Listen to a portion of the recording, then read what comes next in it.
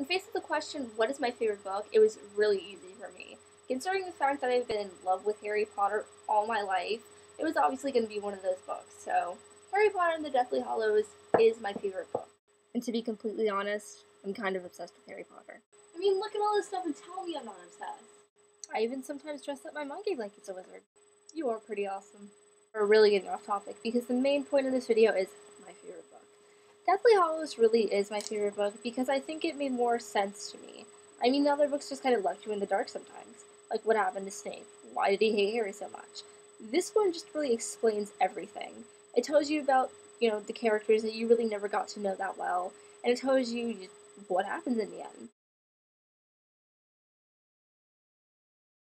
About Harry going and trying to find all the Horcruxes that Voldemort split his soul into. Dumbledore, he's kind of finding it to be a little harder, since Dumbledore was really the one who would instill faith in Harry all the time. And Dumbledore really, made Harry believe in himself.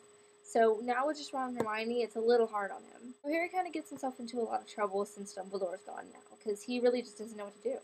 And Ron and Hermione aren't that great of help because Ron kind of runs off and leaves them both in the woods. My one favorite part is when they're talking about Snape. Now, Snape was always one of my favorite characters because he was always very mysterious, he was very, very funny, and he was, and even though you find out that he is a Death Eater and that he did have a promise to Voldemort, he was really one of my favorite characters. And this book, it actually tells you all about Snape's life from beginning to end. Now, even though the end is full of blood and sadness and all my favorite characters dying, it eventually does transcend into a happy kind of ending because Harry does defeat Voldemort and everything just seems to settle where it should be.